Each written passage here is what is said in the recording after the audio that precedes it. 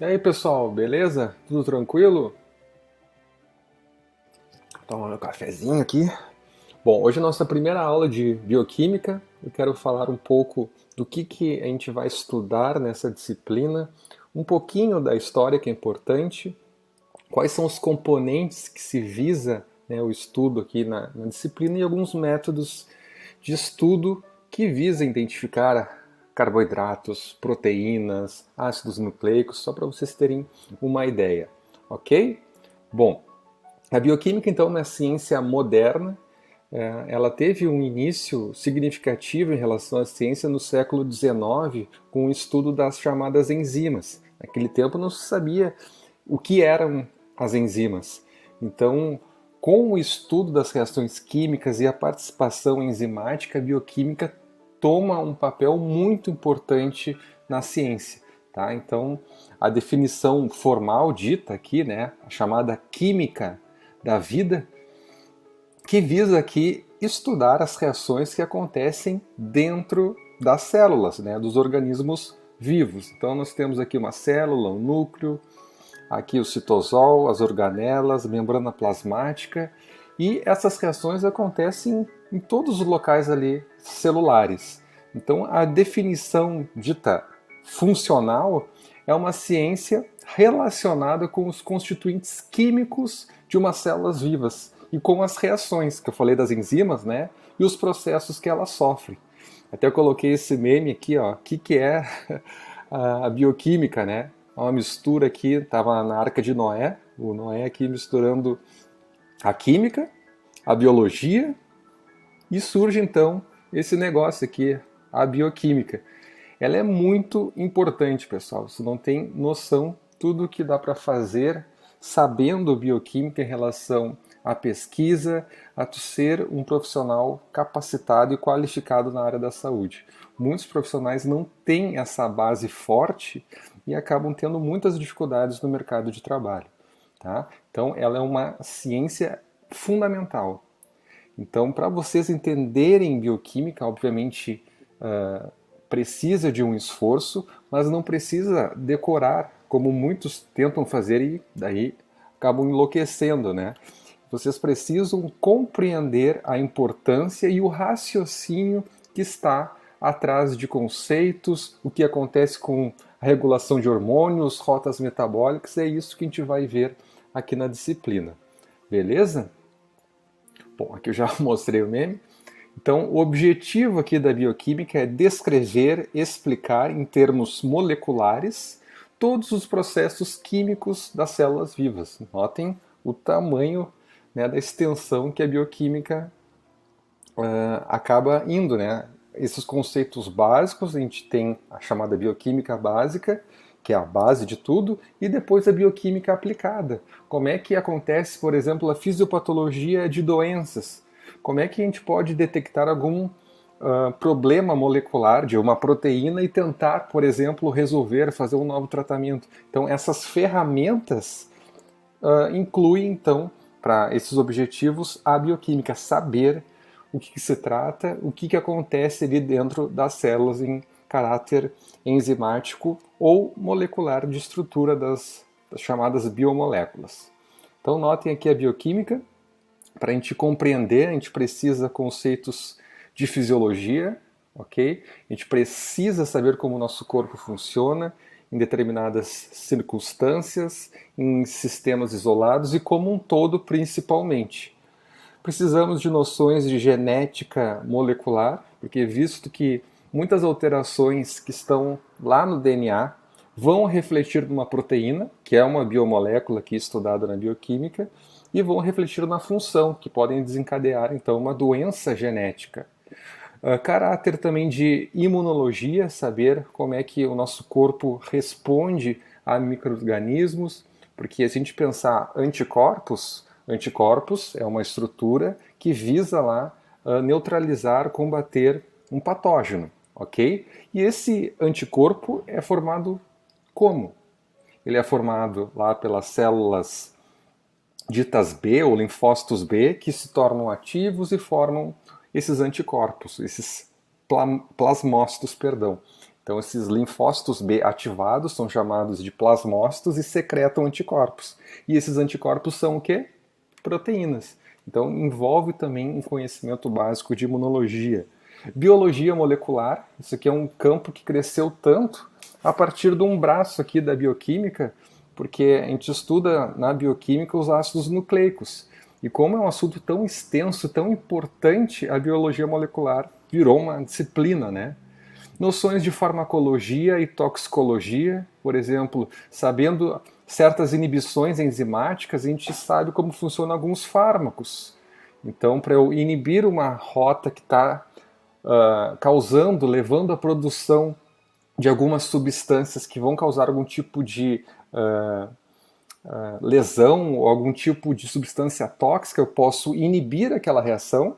Vamos supor, a pessoa está precisando de atenuar, diminuir o processo inflamatório. Ela pode tomar um comprimido, um anti-inflamatório, que inibe aquela enzima que está levando à produção de prostaglandinas, tromboxanos, leucotrienos, que são processos, esses nomes estranhos aí, são substâncias que estão relacionadas à inflamação. Bom, se eu inibir a enzima que produz essas coisas difíceis de dizer, o que eu posso fazer? Bom, eu vou diminuir o que está causando dores, inchaço, que é a inflamação. Então eu posso, a partir da farmacologia, né, com a ferramenta bioquímica, modular, conhecer esses processos e até mesmo, né, pesquisadores que vão trabalhar na descoberta de novos fármacos. Toxicologia tem muitas substâncias, por exemplo, metais pesados me vem à cabeça agora, chumbo, mercúrio, que vão inibir muitas enzimas de forma irreversível e vão causar problemas. Às vezes é uma inibição que acontece de uma parte comum de uma proteína que tem em várias partes do nosso corpo. E daí, se a pessoa inalar, ter um contato com aquela substância, ela pode até mesmo ir a óbito. Então essas noções aqui, para a gente compreender o nosso corpo humano, a gente precisa da bioquímica, tá bom? Bom, os elementos químicos da vida que vão compor as biomoléculas, quando eu falo biomoléculas, pessoal, eu estou falando principalmente de carboidratos, proteínas, lipídios, ácidos nucleicos, beleza? Então a gente acaba estudando essas moléculas e depois como ela atua, né, no metabolismo. Então a gente vai chegar lá, mas aqui é só uma noção bem básica que a gente vai ver na disciplina. Bom, 6 elementos não metálicos, ó, carbono, hidrogênio, oxigênio, fósforo, enxofre, a gente chama aqui de CHOPS.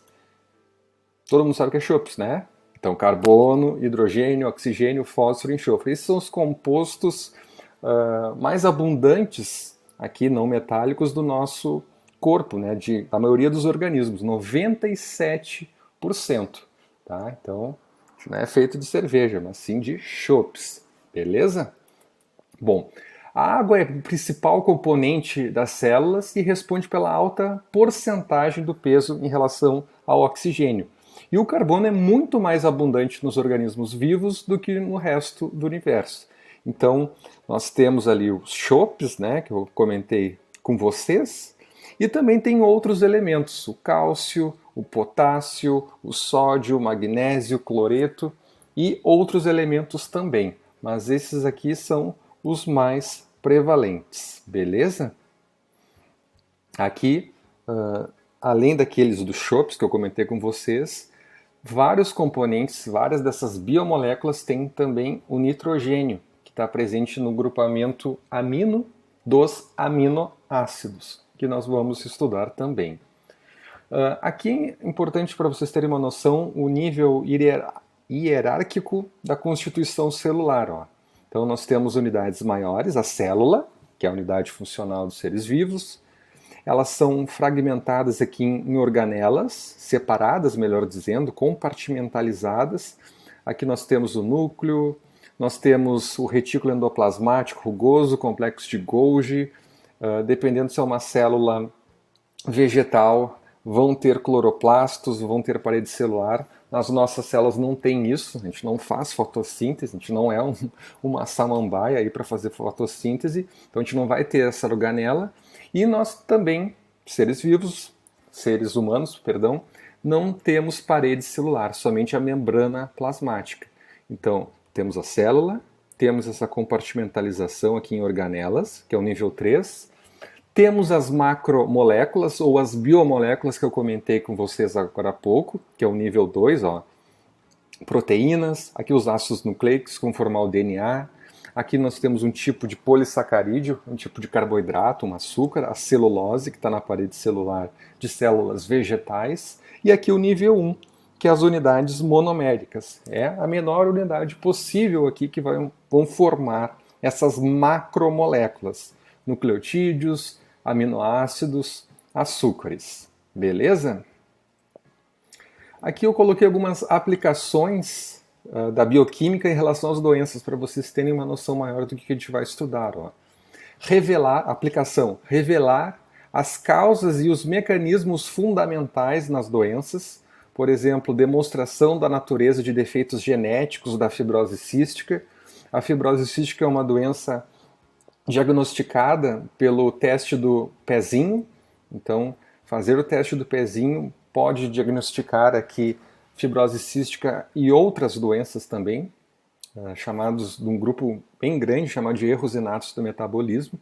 Então a bioquímica auxilia em revelar essas causas e os mecanismos, por exemplo, na fibrose cística, está relacionada à mutação num canal de cloro, de cloreto, ou seja, principalmente nos pulmões, a secreção pulmonar dessas crianças ou a secreção pancreática vai estar muito grossa, muito espessa. Por quê? Porque a composição hidroeletrolítica foi modificada. Isso favorece a infecções pulmonares, a problemas digestivos, certo? Então, estudando aquele canal de cloreto que está causando aquele problema, a partir da bioquímica, tu consegue entender um pouco melhor a doença e talvez, sempre é o intuito, né, achar um tratamento. E aqui já fala do segundo, ó, sugerir um tratamento racional. Olha só, aqui é outra doença desse grupo do erros inatos do metabolismo que também é diagnosticada no teste do pezinho, que é a fenilcetonúria. Então, a fenilcetonúria acaba acontecendo que essas crianças têm um problema numa enzima chamada fenilalanina hidroxilase. Já vou aqui adiantar, dar um spoiler. O que é isso aí? Ó? Imagina aqui que na minha mão esquerda eu tenho muita fenilalanina, beleza? Eu preciso de uma enzima, que aqui é a minha xícara de café, que até... Ah, café ruim. Tá frio e tá ruim. Aqui é a fenilalanina e aqui é a tirosina. Meu café ruim aqui é a enzima, essa com nome esquisito aí, fenilalanina hidroxilase. Então eu buguei aqui, preciso pegar a fenilalanina e transformar em tirosina. Se a criança fenilcetonúrica não tem aqui a minha xícara, não tem a enzima, eu vou ter um monte de fenilalanina e pouca tirosina. Então, qual é o tratamento racional nesses casos? Bom, se não tem a enzima que faz essa conversão, eu vou ingerir menos fenilalanina. É um tratamento básico do básico, né? Porque se tem muita fenilalanina, ela é neurotóxica e está relacionado também a uma redução do QI e outros problemas. Então, se tu diminuir a ingestão da fenilalanina, geralmente tem naqueles tipo shakes, sabe? Que tem ali um monte de nutrientes, aminoácidos, exceto a fenilalanina. Ou a fenilalanina, na verdade, tem um pouquinho, bem pouquinho, porque ela é um aminoácido essencial. Nosso corpo precisa para sintetizar proteínas e tem que vir da dieta. Só que se tiver níveis, não digo nem altos, mas como a criança não tem aquela enzima, eu não consigo metabolizar. Tá? Então é bem difícil tu achar a dose adequada. Então nesses shakes já é meio padronizado e é melhor. Então a partir do estudo da bioquímica, tu entende o que pode, o que não pode, o que deve ser feito, mesmo quando a doença não tem cura. Auxiliar no diagnóstico de doenças específicas, por exemplo, uso de enzimas não plasmáticas específicas para o diagnóstico de infarto ou doença hepática. Vou pegar de novo meu café ruim. Imagina que o meu coração é essa xícara aqui, tá? Aqui dentro vão ter várias enzimas, por exemplo, creatina quinase MB, algumas proteínas chamadas de troponinas, e elas ficam dentro da célula cardíaca. Então, o coração é feito de várias células, né? Milhões de células chamadas de cardiomiócitos. Quando tem um infarto agudo do miocárdio, essas células aqui, que compõem o meu coração, elas vão morrer por necrose. Então, quando uma célula morre por necrose, explode a membrana plasmática e essas proteínas e enzimas que estavam ali dentro da célula do coração, cardiomiócito, saem e vão para a corrente sanguínea. Então, se a pessoa está com angina, dor no peito, opa, vamos coletar o sangue desse indivíduo e vamos ver se tem CK-MB e troponina. Se estiver bem elevado, pode auxiliar no diagnóstico. Obviamente, vai fazer eletrocardiograma, vão fazer perguntas, anamneses, enfim, sinais e sintomas, e isso vai auxiliar no diagnóstico, como eu coloquei aqui. Na doença hepática, a mesma coisa, o mesmo princípio. Em vez da xícara aqui ser um coração, um hepatócito.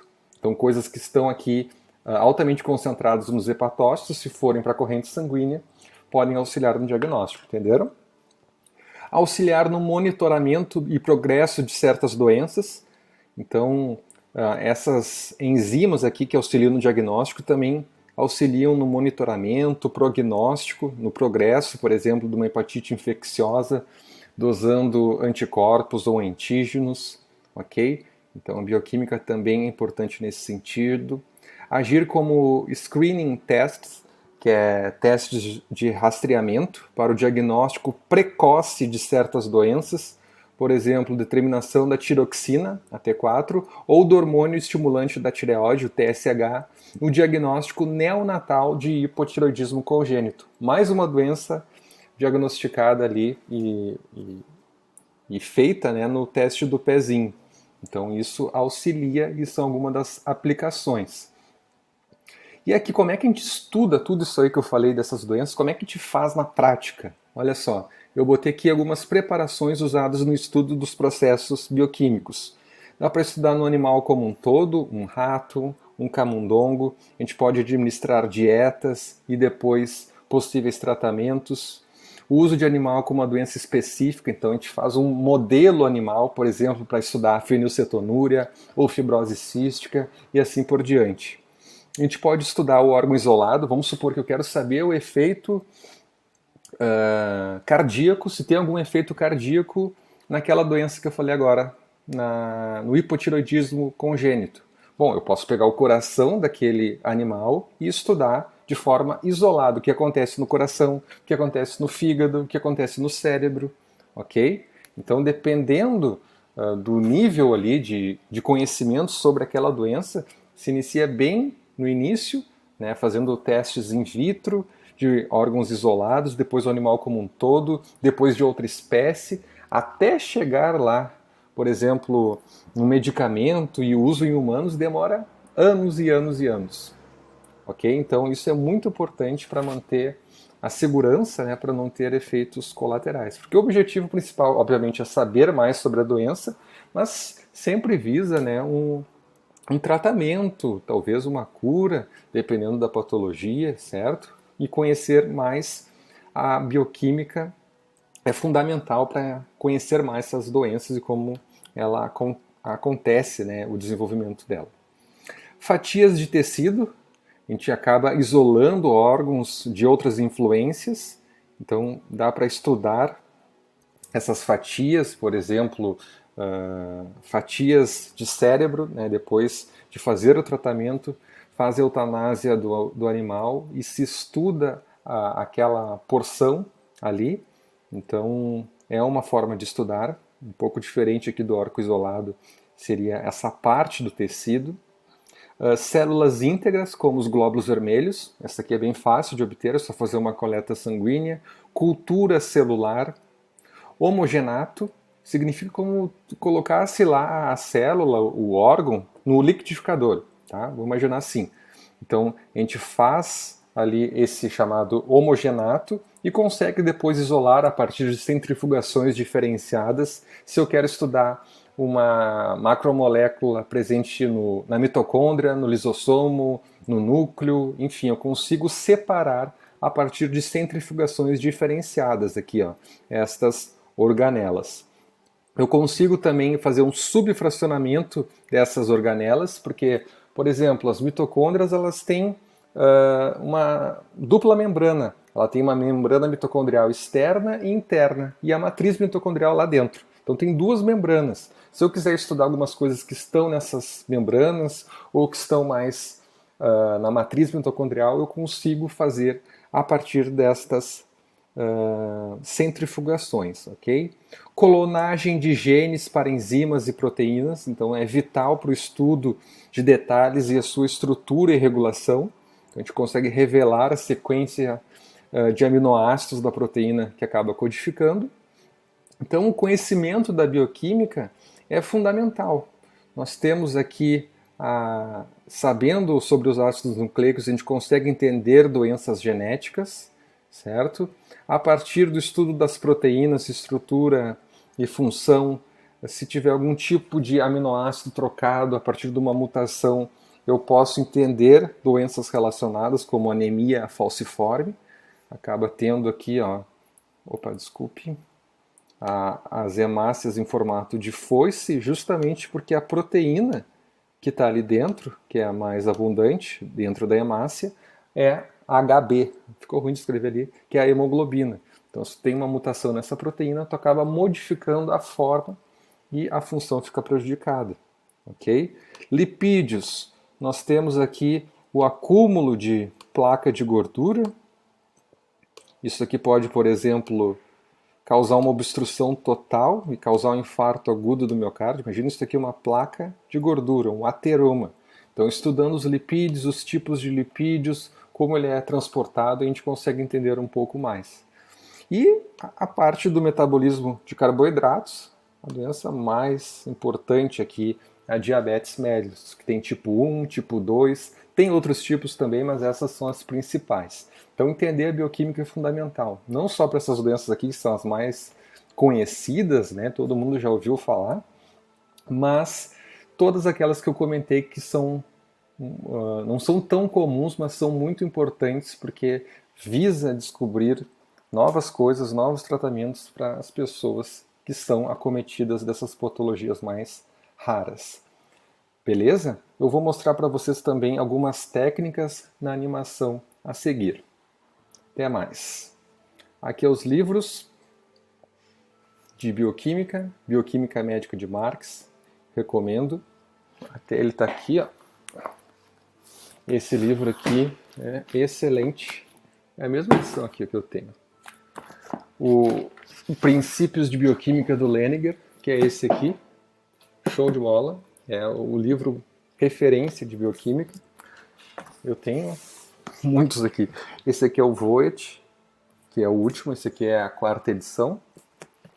E tem também um bem light aqui, ó, que é bom a leitura inicial, ó, que é o Bioquímica em Mangá.